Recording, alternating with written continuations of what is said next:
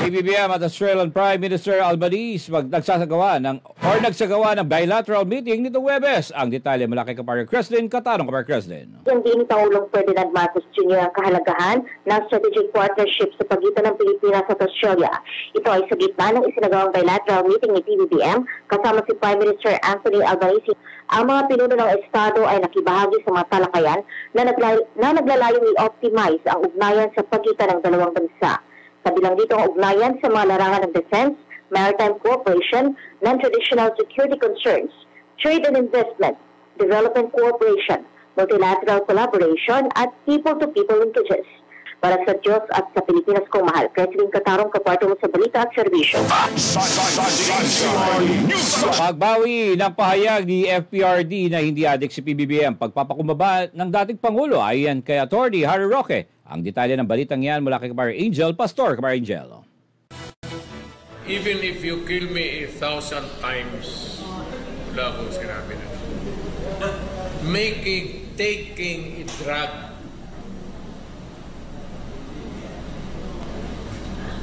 pero kung sabihin mo, adik, wala akong sinabi na ganun. Patayin ako ni Marcos niyan. Awa ka naman sa akin. Matanda na ako.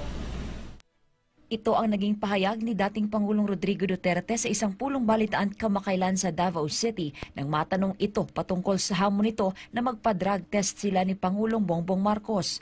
Ayon sa dating Pangulo, wala daw siyang sinabing drug addict si PBBM. May paliwanag naman ang dating presidential spokesperson na si Atty. Harry Roque sa tila pagkambyo ni Duterte sa kanyang pahayag. Narinig naman talaga natin kung anong sinabi niya sa Davao. Pero ngayong binabawi niya yon, yan ay pahiwatig na ayaw naman niya talaga na magkaroon ng frontal confrontation with the President. Respeto po niya yan dahil alam niyang tapos na ang kanyang termino at iba ng Presidente at kinakailangan bigyan ng pagkakataon ng Presidente na makaporma na kung paano niya lulutasin yung mga maraming problema ng ating bayan. Sinabi pa ni Roque kaya ito sinabi ni Duterte ay dahil ayaw na niyang makipag-away pa sa Pangulo. Yan po yung pagpapakita na siya ay ayaw makipag-away na tuluyan sa Presidente, na rinirespeto niya, na siya na ngayon ang Presidente, ginagalang niya yan, pero yun nga po, nagbabala siya na mananatili siyang manindigan laban sa pag-aamenda ng saligang batas para makinabang ang mga nakaupo sa pwesto ngayon. Ayon kay Roque, kaya naging kalmado na ngayon si Duterte ay dahil nakita niyang wala namang banta sa kanyang anak na si Vice President at Education Secretary Inday Sara Duterte at wala naman anyang paninira o pagkakait ng pondo at walang immediate threat na ipakukulong ang kanyang anak. Sa akin po, talagang kilala ko naman mag-isip ng ating Presidente. Mahirap po kasing paniwalaan na talagang sasabihin niya hindi ko sinabi yun. Narinig natin lahat yan. Pero ang kanyang pahiwatig, uy, hindi ako nakikipag-away, okay? Basta wag nyo lang galawin ang aking anak. Cool tayo, kalma lang tayo, okay?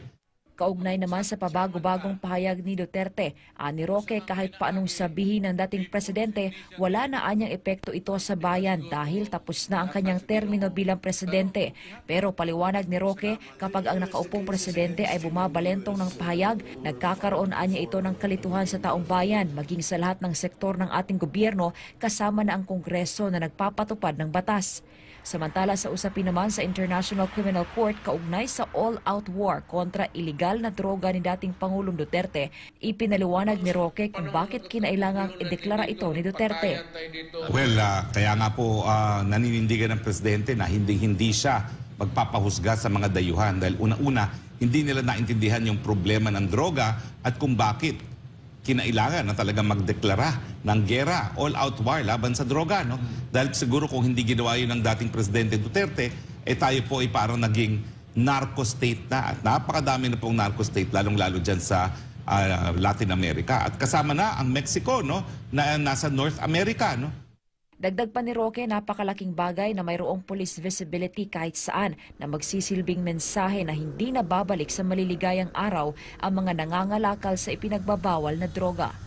So parang ang strategiya naman ng gobyerno ngayon ay ubusin yung supply ng magkaroon ng solusyon na itong lantaran na pagkalat ng droga. No? At mukha naman pong epektibo. Kaya lang, ang sinasabi ng marami, parang nawawala na yung takot, no? doon sa puso ng mga kriminal, yung mga nagtutulak na pinagbabawal na droga kasi parang nabawasan yung police visibility sa ating mga komunidad. Na po, pwede rin naman po. Para sa Diyos at Pilipinas, Kumahal Angel Pastor, SMNI News.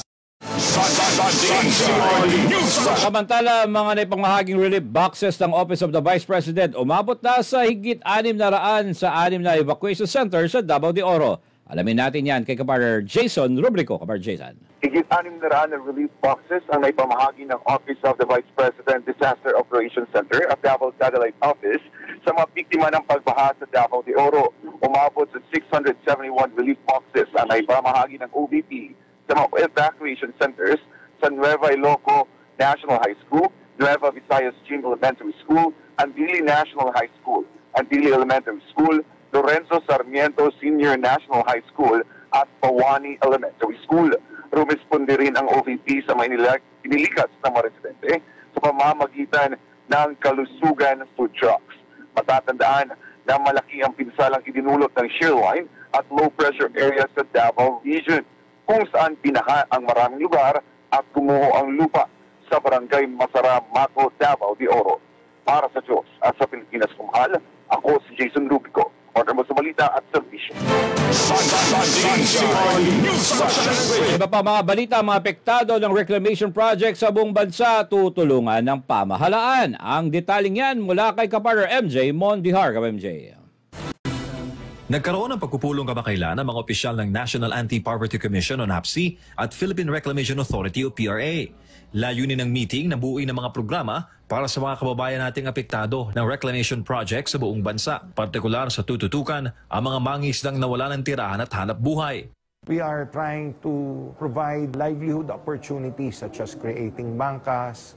We are providing other livelihood opportunities and trainings for those that may be displaced. Kabilang rin sa napagkasunduan ng PRA at NAPC ang pagtatayo ng ospital sa mga apektadong sektor. Sakop rin ng programa ang mga magsasakang apektado ng reclamation projects. Tiniyak rin ni Chairman Lopez na magkakaroon ng disenteng resettlement area sa mga nawalan ng tirahan dahil sa mga proyekto. We have plenty of land which we are working with the Pasay City government right now and hopefully with all the other local governments of where we have reclamation projects for their vendors to have places. Tunayan din ng opisyal, naghahanap na ang PRA ng mga lupang pagtatayuan ng paglilipatang bahay. Katuwang ng PRA at NAPC sa programang ito ang Dole at TESDA. Kasama rin sa tutulungan ng mga vendor na nawala ng pwesto dahil sa development sa reclaimed sites. Para sa Diyos sa Pilipinas kung mahal, MJ Mondihar, SMNI News. At para sa huling detalye ng ating Balitang Nasyonal, dating Palace official tutol sa napagsabayin ang plebisito sa charter change at 2025 midterm election. Ang detalye ng balitang yan mula kay Kapar Daniela Paulite. Kapar Daniela. Ay sinabi ni Pangulong Bongbong Marcos na nais nitong isabay ang plebisito para sa economic charter change sa eleksyon sa Mayo 2025. Mas makatitipid raw kasi kung pagsasabayin ang dalawang aktibidad.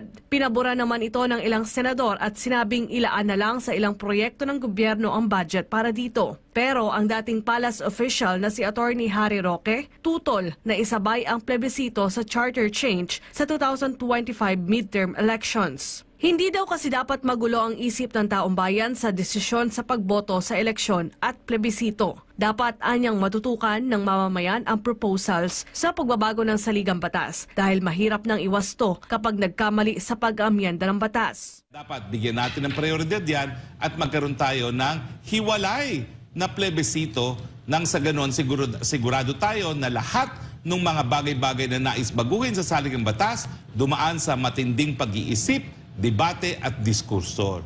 Nauna nang sinabi ng Commission on Elections o COMELEC na bukas ang poll body sa pagsasagawa ng plebisito sabay sa 2025 elections at makatitipid niya ang pamahalaan ng 13 billion pesos. Target naman ng Senado na madala sa plenaryo ang isinusulong na tsa-tsa bago ang sona ng Pangulo.